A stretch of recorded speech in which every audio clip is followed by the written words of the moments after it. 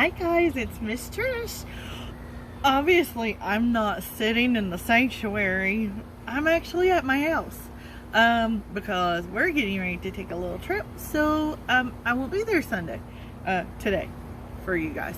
But we thought we would still go ahead and record from the house. So we're going to talk again about our plagues.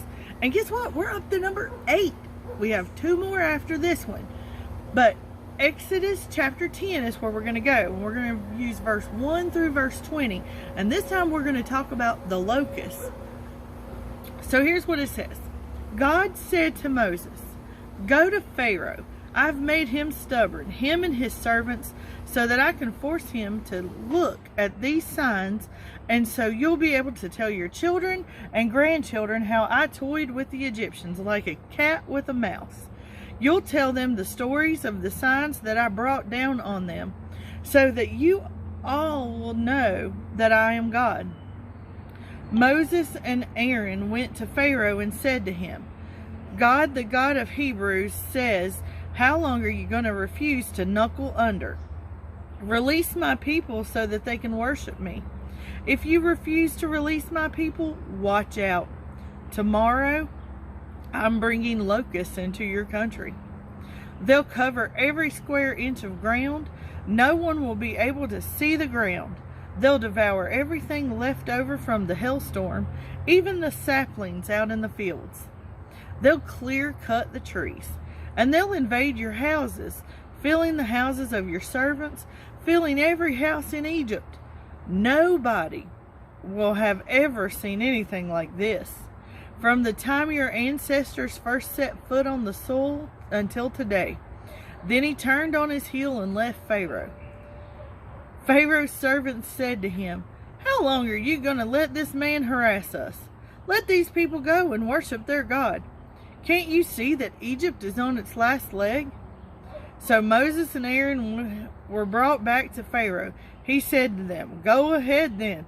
Go worship your God. But just who exactly is going with you?" Moses said, "We're taking young and old, sons and daughters, flocks and herds. This is our worship celebration of God." He said, "I'd sooner send you off with God's blessing than let you go with your children. Look, you're not up to no good. It's written all over your faces. Nothing doing.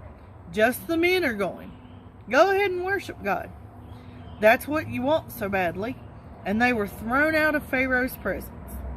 God said to Moses, "Stretch your hand over Egypt and signal the locusts to cover the land of Egypt, devouring every blade of grass in the country, everything that the hail didn't get." Moses stretched out his staff over the land of Egypt. God let loose an east wind. It blew that day and night. By morning, the east wind had brought in the locusts.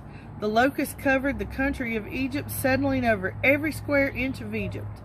The place was thick with locusts. There never was an invasion of locusts like it in the past, and never will be again. The ground was completely covered, black with locusts. They ate everything, every blade of grass, every piece of fruit, anything that the hail didn't get. Nothing left but bare trees and bare fields. Not a sign of green in the whole land of Egypt. Pharaoh had Moses and Aaron back in no time. He said, "I've sinned against your God and against you. Overlook my sin one more time. Pray to your God to get me out of this. Get death out of here." Moses left Pharaoh and prayed to God. God reversed the wind. A powerful west wind took the locusts and dumped them into the Red Sea.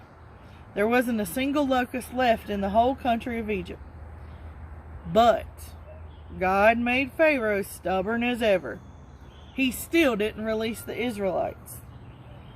Now, I don't know about y'all, but if I had to live where Pharaoh was and he wasn't letting God's people go, and we've done went through 8 plagues, I'd be really mad, especially if locusts were eating everything and you didn't have anything left.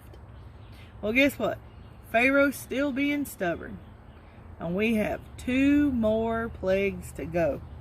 So it's only going to get worse. Now, I do have kind of a secret to tell you guys now. So you better pay close attention. Because, guess what? Not this Sunday, because you're going to be in church with your moms and dads this Sunday. But next Sunday, July 5th, we're going to have children's church in the new sanctuary. I'll see you then, okay? Be good, guys.